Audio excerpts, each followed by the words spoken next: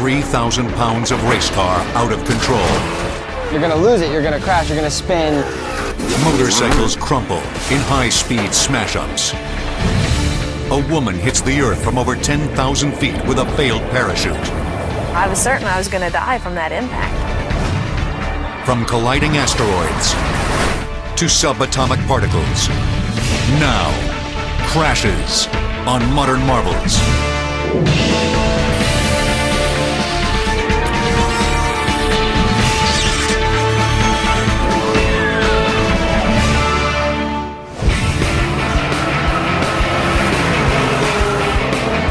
High speeds, close formations, split-second maneuvers. Yellow flag, yellow flag, yellow. All the things that make auto racing so thrilling also make it deadly. Actor-turned-race car driver Frankie Muniz knows just how dangerous the sport can be. Being a race car driver, you know you're gonna be involved in accidents every once in a while, big crashes and stuff. It's kind of something that comes with the territory of being a driver. You know it's gonna happen, and most of the time you can't avoid it, and they hurt. Last season, I actually fractured my back, broke my wrist, broke my ankle, broke 6 ribs. So I've had a few big ones. One of the primary causes for auto racing crashes is driver error. The driver's always trying to find the limit on the car. How far can I brake? You know, how fast can I take this corner? Can I go a little bit faster? And sometimes you just take it a little bit too fast, and the car just doesn't have the grip, can't take that speed, and you lose control of the car and hit the wall. On average, there's one serious injury for every 300 racing accidents. But 40 years ago, that ratio was 1 in 10. When I started IndyCar racing in the late 60s, you know, we lost a guy a weekend. You know, there's a lot of fire deaths, there are a lot of deaths from extremity injuries and head injuries and that kind of stuff. And basically it was a tube frame car with a 70-gallon fuel tank on the back, and the driver just hung out in the open. There's nothing to protect him. Crashes have been part of auto racing since its earliest days. In 1911, the very first Indy 500 had a multi-car pileup just 13 laps into the race. As cars got faster, dangers increased. Early on in motorsports, the focus was make the car fast, then make it reliable, and then worry about safety afterward. The 1958 Indy race saw one of its largest accidents. Car number 5, the Zinc Special, is the first to wreck, another over the wall, and we've got 1, 2, 3, 4, 5, 6 cars piled up here on the northeast turn. The fatal flip of driver Pat O'Connor's car led to mandated metal roll bars and medically certified helmets for Indy drivers.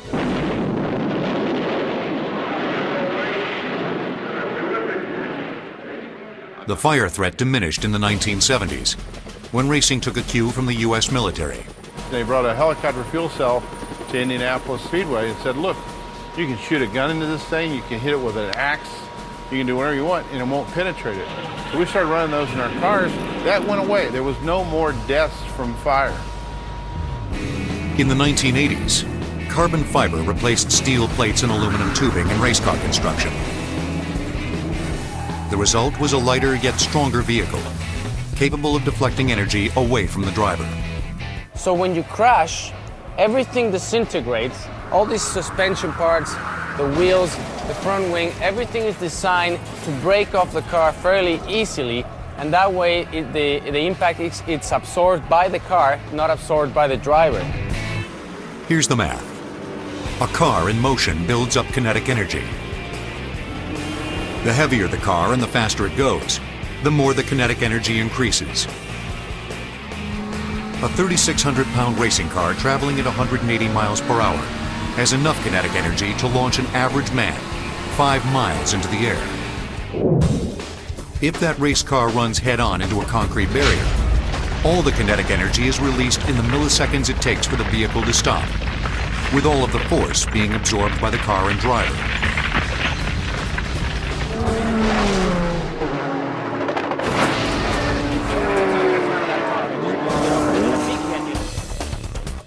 A crash in which a car spins, tumbles, and shatters releases the kinetic energy over a greater period of time, dispersing the force. Whenever there's a crash on a racetrack, it's the job of the safety team to respond. These specially trained paramedic firefighters can be on the scene of an accident within 15 to 30 seconds, offering life-saving medical support and vehicle extrication. Vehicle extrication is most easily defined as removing the vehicle from around the patient as opposed to removing the patient from the vehicle.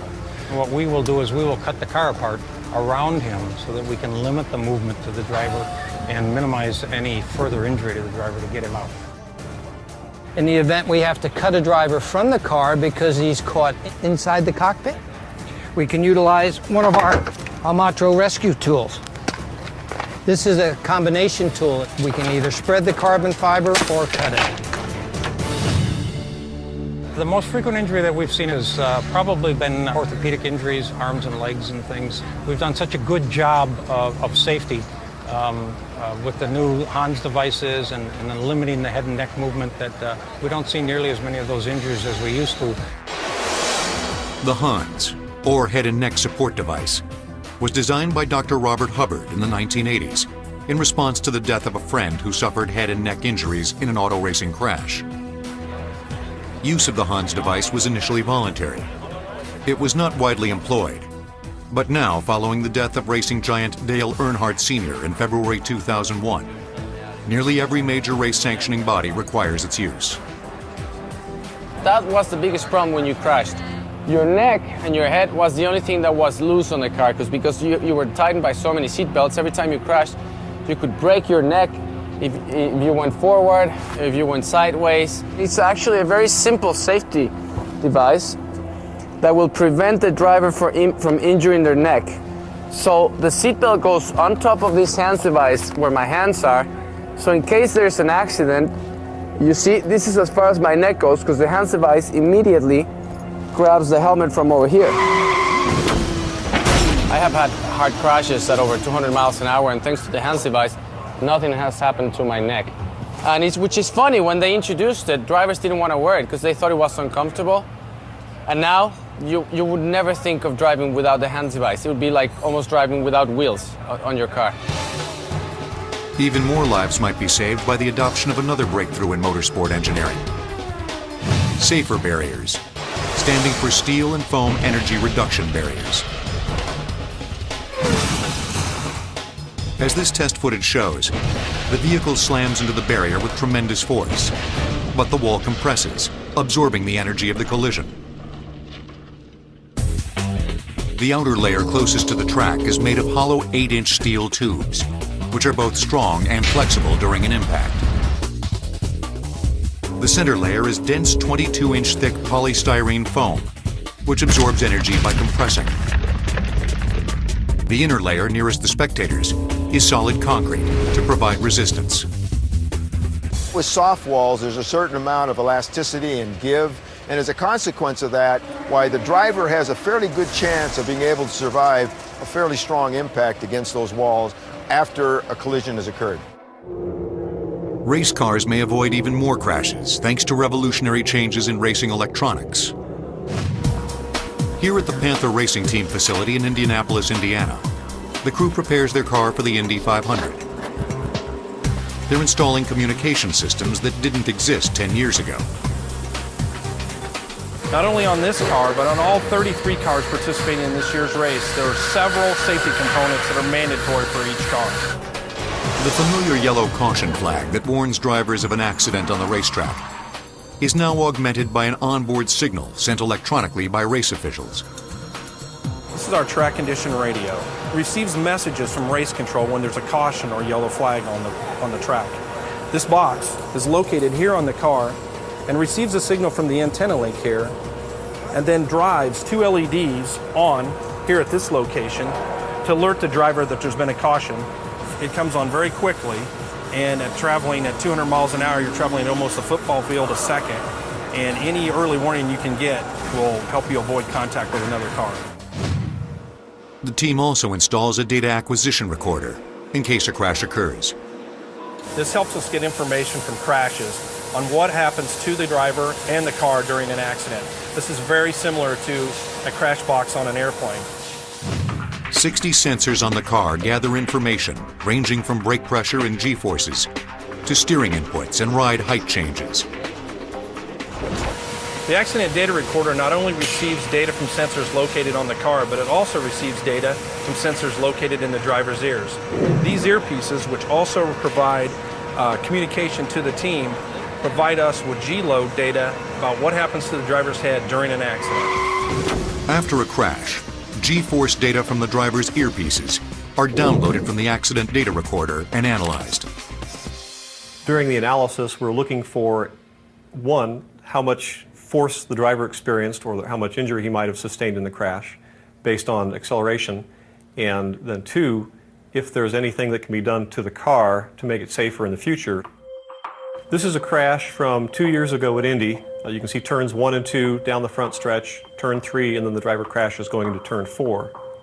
You can see the first spike here where the car actually breaks loose. At this point here, the car has lost traction and starts to slide. He slides across the track, and here he hits the wall. The driver's head saw approximately 80 Gs, and the car saw about 150 Gs. As data is analyzed and you look at the injuries and the performance of a car in a crash, and they make improvements to the cars to make them safer, the trend is to see fewer injuries. I think the next step for us from a safety standpoint is not just to get data from the driver's earpieces, but we're going to also start putting sensors on the seat belts and get data from the loads that the driver experiences during the accident with respect to his torso. Sensors are going to get better. We may be able to monitor heart rate and respiration rate on the drivers during the race, and that's just going to make the whole thing safer for everybody. While crashes in auto racing are becoming safer, another motorsport is becoming more dangerous: riding motorcycles. In 1955, a race car in Le Mans, France, crashed, killing the driver and over 80 spectators. It is racing's deadliest accident. Crashes will return on Modern Marvels. We now return to Crashes on Modern Marvels.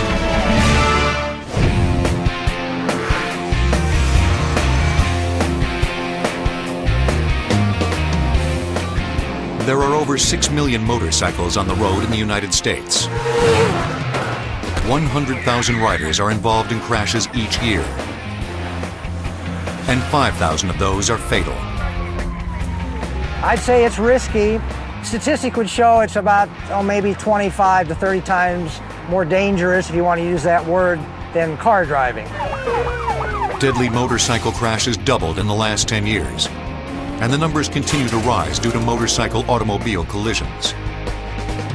3/4 of the crashes occurred at intersections in a motorcycle car crash, and 2/3 of that time it was a car driver violating the right-of-way of the motorcyclist. If it's an intersection crash, the car driver usually doesn't see the motorcyclist. Understanding the mechanics of motorcycle crashes is the business of exponent failure analysis. In general, we hope to learn specifics about how a vehicle performs in a crash, both how it crushes, how it absorbs energy, how it cushions the occupants and protects them in the crash, and also how the occupants perform. We do this for insurance carriers, motorcycle manufacturers, and then we do a lot of litigation-related work. Exponent Failure Analysis conducts crash tests at its 147-acre research facility in Phoenix, Arizona. Today we're going to be testing some motorcycle impact mechanics, a motorcycle hitting a passenger vehicle. The motorcycle in this test will be going down the rail at approximately 30 miles an hour, and we've got a car that's going to be coming across from our 90-degree road. It's going to be coming in at 15 miles an hour. A half-mile-long wire cable accelerates the vehicles to impact speed. We're in the engine room where we have 2 large block Ford V8 engines in series to drive the cables that move the cars for the crash test. That drives the cable systems. The 2 cable systems are interlocked by 2 heavy truck transmissions that give us about 100 different gear ratios for controlling the relative speeds of the 2 vehicles that hit each other.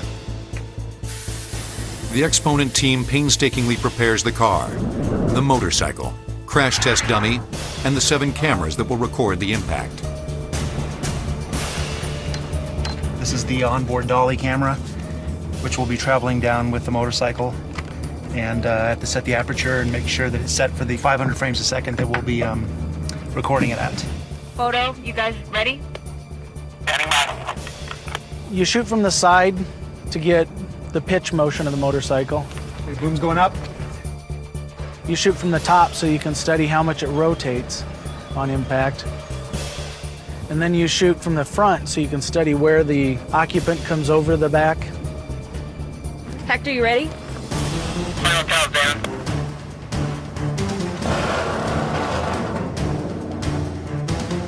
Roll out, she's all yours.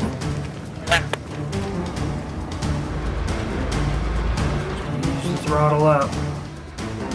15 feet before impact, the vehicles are released from the cable and hurtle towards one another with their own momentum. Perfect. Good hit. See how the dummy came off? Yep. It's all over in the blink of an eye, but the high-speed cameras reveal much more. The initial contact with the car, what happens is the front tire starts to engage the car. At that point, the forks start to rotate, and once you hit the steering limit, that's where you get some twist in the forks. And at the same time, the bike is still coming in, compressing the forks against the car, and that's where everything gets folded back. You've got solid contact. Exponent's researchers survey the wreckage. So the front wheel impacts here in the door, bike spins around, the axle's hitting right here, or the forks. Dummy hits up here. Then you can see the same damage. You can see on the front of the helmet where the dummy's helmet came into contact with the car. Right here. We've got a central strike here from the dummy's pelvis, denting in the tank. And the bike also rotated out from under the dummy, so he also has a strike on the one side of the bike. As the side of the bike presented itself, his pelvis continued and dented in here. We'll be able to see that better on the high-speed video. The 500 frames per second video slows the action by more than 16 times. As the wheel engages, the bike slows down rapidly and the motorcyclist keeps going at the same speed. The rider's pelvis comes into contact with the tank, and then right after that we get a glancing head contact or helmet contact with the rear corner of the vehicle. Probably would not have caused any significant head injury. But I wouldn't sell this short. There is injury potential here because of that pelvic. In addition to the video evidence, Christine will consult the data from dozens of sensors mounted on the dummy. He's built with lots of instrumentation built in his head, his neck, his chest, his leg, as we see here, to measure the forces in the accident and tell us whether an injury may have occurred in that accident. This is the chest cavity and the rib cage of the dummy. We've removed the front structure or sternum, so you can see there's a computer or data acquisition system that's been installed inside. And that allows the dummy to be free-flying and not be tethered to a computer on the ground and still measure data from lots of sensors. Data recorded by these sensors in this crash will allow Exponent to recreate the physical crash test in the lab. We're going to take the dummy we used in the crash test with the car, put it on this bike, which is tethered to the sled system here. So the idea here is to replicate the motion and the impact forces that the motorcycle saw hitting the car here on the sled, so that we can study how the motorcycle works over and over again without breaking motorcycles all the time. The 9,000-pound sled will accelerate up to 30 miles per hour in 150 feet. Filming the event with high-speed cameras requires 300 kilowatts of light, enough electricity to power 100 average homes. The Exponent team launches the sled. 3, 2, 1, fire.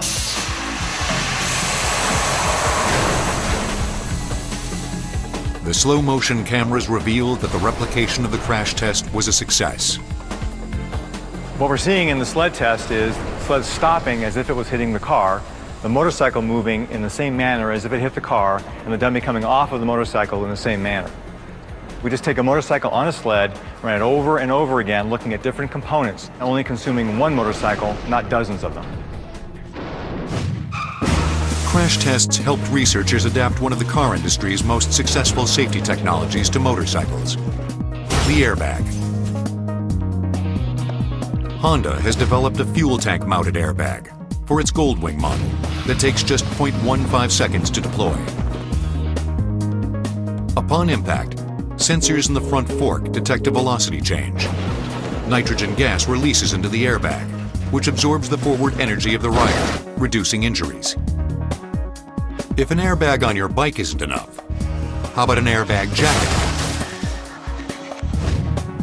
When a rider is thrown from a cycle, a sensor activates a CO2 cartridge, inflating the jacket to provide neck and upper body protection. Several brands of airbag jackets are already on the market. Other safety breakthroughs, like riding trainers, allow motorcyclists to gain defensive driving experience without even venturing on the road. Turn left at the next traffic light. Functions just like a basic motorcycle. You have a clutch that operates, mirrors, throttle, brake, and your gear shifter. It gives you realistic situations. Things do pop out at you. You really have to be a defensive rider on a motorcycle. And you have to always be aware of your surroundings. Considering the rider's vulnerability, motorcycle experts agree that one safety factor is more important than all others. I would say that the helmet is the most important, and that's because I think the brain is the most important part of your body. Inside the helmet, we have energy-absorbing material, like a foam, as well as a abrasion-resistant surface that goes over that. And this energy-absorbing material will crush when the head impacts a hard surface, and that will absorb energy and reduce the acceleration that is seen by the skull and the brain inside. Basic things you want to look for in a helmet is you want to make sure that they have minimum DOT approval, which is Department of Transportation. Next thing you want to look for is SNELL approval, which is an impact rating. To receive a certification from the not-for-profit Snell Memorial Foundation, helmets undergo a rigorous battery of tests, including impact resistance, face shield strength, and chin guard deflection. It's the most important safety item you could wear. It comes down how valuable is your head. Even at modest speeds, the impact of a motorcycle collision can be devastating. Now, imagine a skydiver on a crash course with solid ground after experiencing parachute failure. Amazingly, some have lived to tell their tale. Motorcyclists over 40 represent half of all U.S. riders and also half of all cycle crash fatalities. Crashes will return on Modern Marvels. We now return to Crashes on Modern Marvels.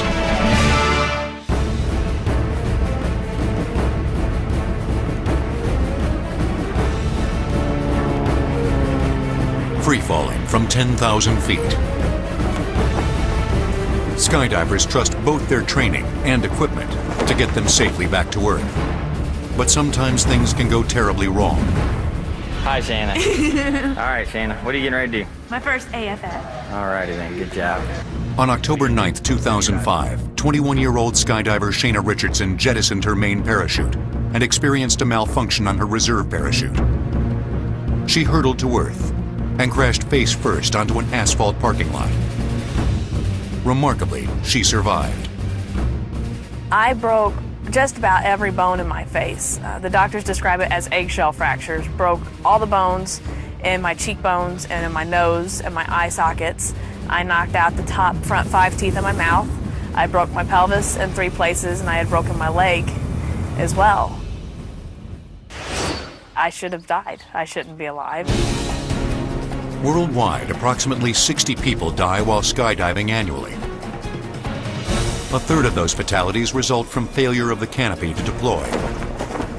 That's what happened with Shana's reserve chute. The dynamics of parachute failure can be complex, involving everything from equipment malfunctions, weather conditions, and most frequently, operator error. Bob Feisty Feisthamel is a U.S. Parachuting Association certified instructor, master rigger, and world champion skydiver. He's performed mishap analysis on past skydiving fatalities. The main reason that people would have malfunctions, usually it's a human pack and error. If you don't have a good parachute packed, now you have to get rid of it eventually and go to your reserve. And nobody really likes to go to their reserve for any reason. A perceived malfunction can be just as dangerous as a real one, especially for a novice skydiver like Shana West. It was just a beautiful sunny day, kind of abnormal weather for October.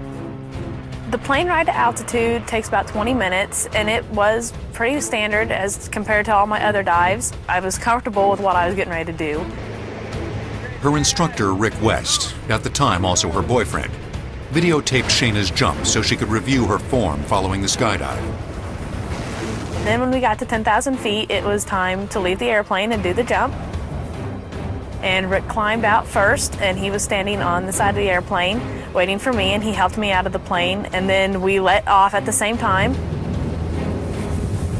And we free fell from 10,000 down to 5,000 feet. She waved off and deployed, and everything looked really good. I saying, good job, that's my girl. But everything wasn't good. Doing some practice maneuvers, I lost control of the parachute. I heard a loud snap, and I thought, in my unexperienced mind, that I had broken lines. You can't fix broken lines. The only option is to get rid of it.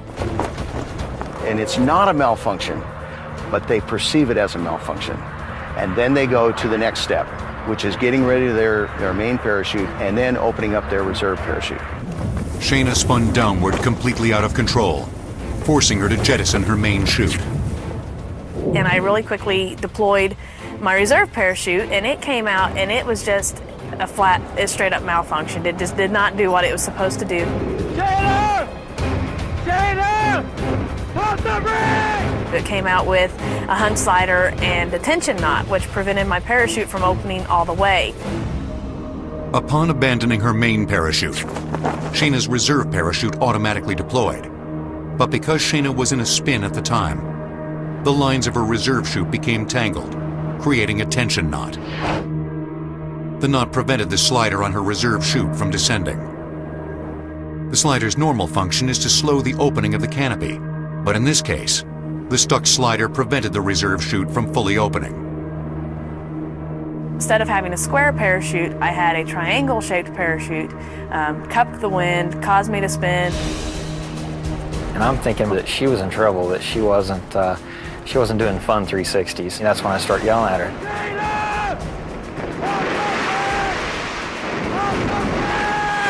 Well, I was pumping the brakes. I'm spinning out of control, and I see my problem, but it's just so far out of my reach I couldn't do anything about it. At a certain point, you have to give up. There was nothing else I could do. I had fought it until I couldn't fight it anymore, and it was just time to face the reality that I was going to hit, and in my mind, I was sure it was going to be it. You know, I was certain I was going to die from that impact. But the chance of surviving an uncontrolled free fall from over 10,000 feet while remote is not impossible. Perhaps the most famous incident occurred during World War II, when Nick Alcamady, a Royal Air Force tail gunner, leapt from his burning plane without a parachute and fell 18,000 feet. Pine trees and a thin layer of snow were all that broke his fall when he landed safely behind enemy lines. To absorb shock upon impact, the U.S. Navy encourages a knees-bent landing position and collapsing in the following order: feet, knees, buttocks, then shoulder. But can a skydiver actually increase his or her chances of survival in an uncontrolled free fall? In a fall from 15,000 feet, with the correct head-downward body attitude, the subject could control his lateral trajectory by as much as 2 miles. This could provide the opportunity to select the best landing site. In Shana West's case, she had no control over her fall and was virtually parallel to the ground when she hit. If I hadn't have been spinning so fast, and actually, see, at the very end, I lost consciousness. So I landed belly to earth. It dispersed the impact throughout my body instead of putting it all in one spot.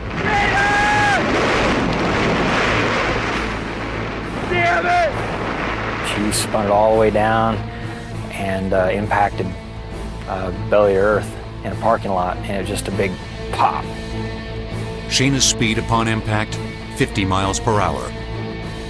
I was very confused as to where I was, what had happened, and why I was still alive, because I truly had expected to die when I hit, and to be alive was probably the biggest shock of it all.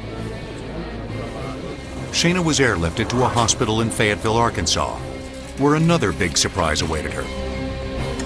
They checked me in, and of course doing every x-ray and CAT scan and MRI and blood test that they can do. And through all that, not only did they discover all the fractures that I had, but they also came back with a positive pregnancy test that I was 2 weeks pregnant. They told me that they weren't sure that the baby was even going to make it through the extensive surgery she's going to have a lot of the medications to knock you out, keep you sedated. So Shayna went through the ER, then she had, long extensive surgeries, 3 or 4 in a row. Just about exactly 9 months after the accident, I had a little boy, and he is perfect. 1, 2, 3, jump! Whoosh! All right. He has no lasting effects or damage. He is a spunky little 2-year-old little boy now, running around with as much energy as any little boy I've ever seen. Shayna no longer skydives, but she still appreciates the sport's appeal. It's an extreme sport. You jumped out of an airplane, and there's danger there, but that's what we all do it for. You want the adrenaline, you want the rush. You respect the sport because of the danger that there is involved. A skydiver crashing to Earth can result in the death of an individual. But a single asteroid crashing to Earth could potentially destroy all life on the planet. 1 of every 1,000 skydivers will die while making a jump. Crashes will return on Modern Marvels.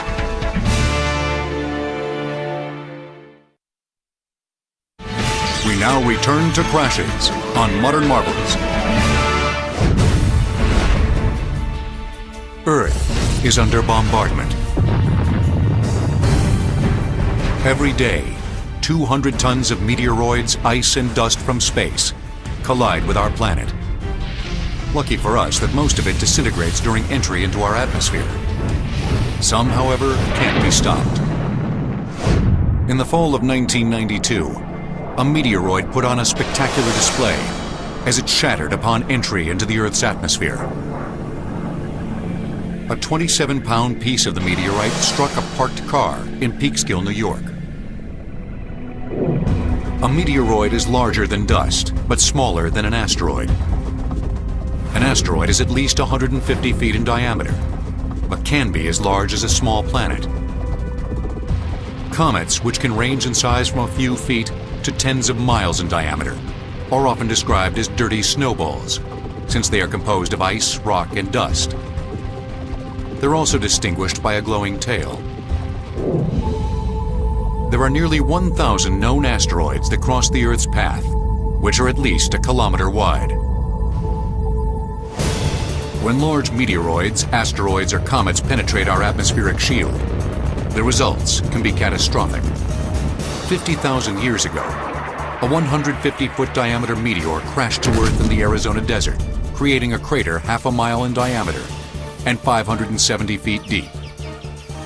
The projectile that hit at Meteor Crater is now thought to have arrived at the Earth at a relatively low speed, and that resulted in an explosion that's roughly a couple of megaton equivalent TNT.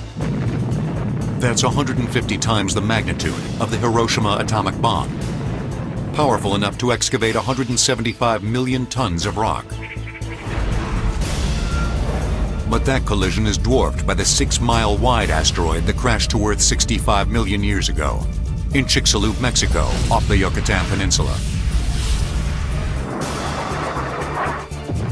The debris it scattered into the atmosphere created an impact winter, blocking out the sun for months and disrupting the food chain. With that much debris in the atmosphere, you would expect the entire ecosystem of the Earth to be affected. 80% of all animal species, including the dinosaurs, became extinct. Our understanding of mega crashes with space objects took a giant step forward in 1994. Observation of impact plumes from comet Shoemaker-Levy 9's collision with Jupiter sent shockwaves through the astronomy community. This was, of course, very exciting to scientists. First, because of the ability to predict and then observe such a phenomenally large event. Second, because people became a lot more concerned about that possibility here. If Shoemaker-Levy 9 comet had collided with Earth, it would have wiped out all human life. It's no coincidence that 3 days following the comet's impact, Congress authorized NASA to create a system to map and track asteroids and comets that could threaten our planet. NASA's solution was NEAT.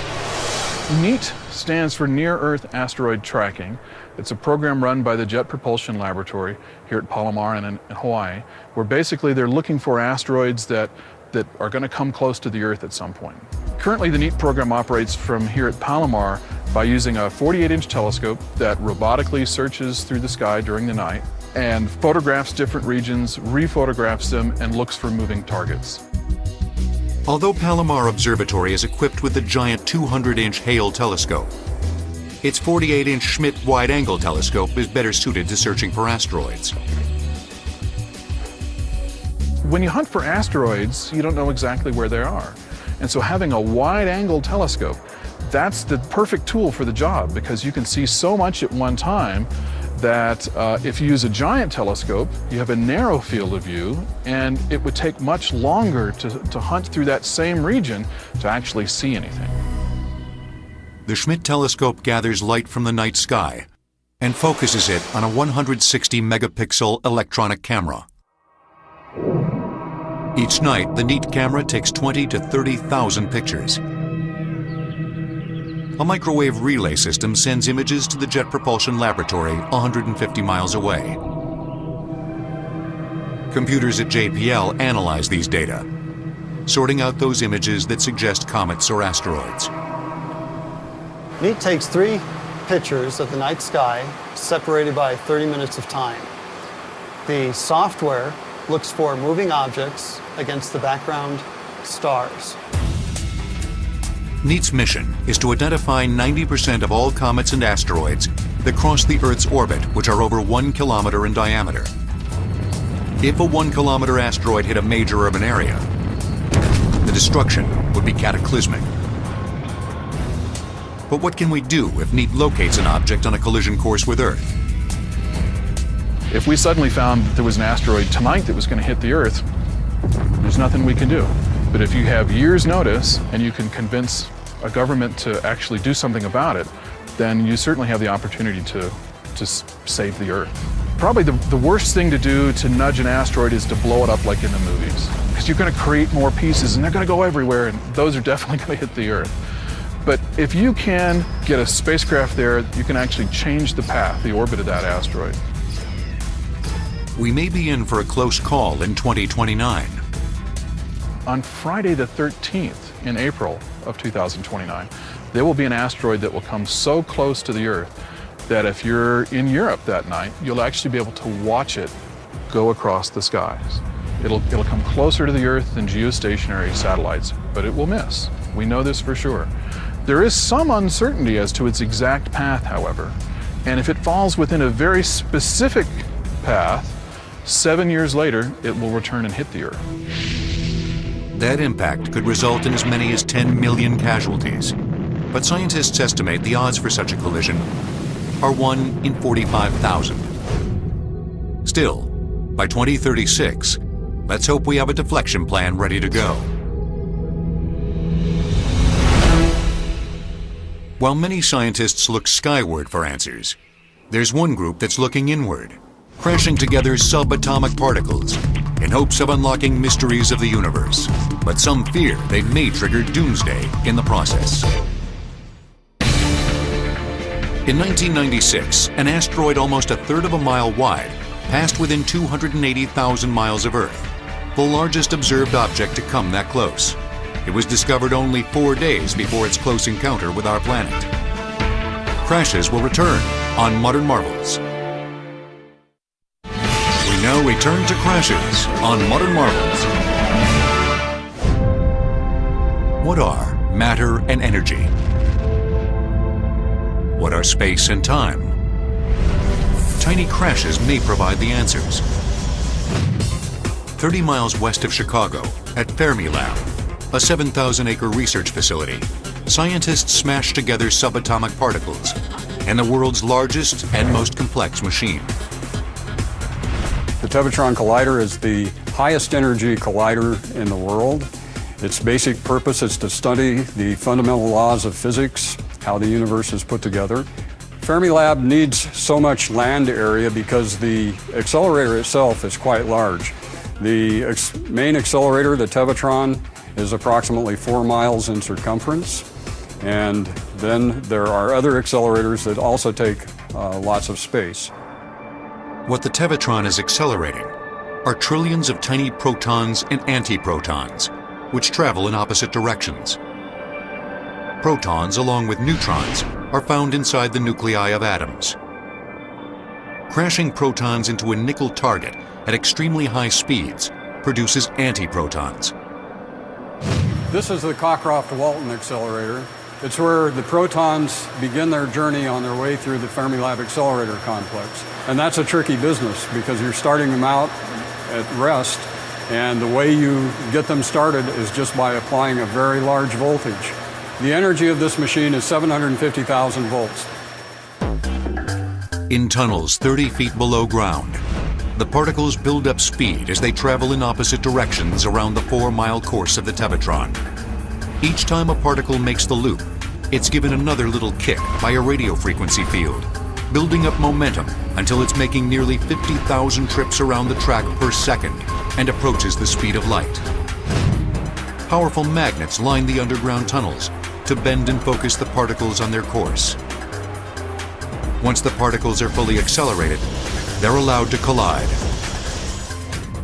A massive detector, or particle camera, records the millions of collisions that occur every second. It looks at the particles that come out from this collision. They leave traces of themselves behind. And then what you get out is for each individual time that a proton and an antiproton smash into each other, we create a very detailed picture about what happened in that one collision. Scientists analyze these data, searching for dark matter, other dimensions, and the origin of mass. This is the main control room of the Fermilab accelerator complex.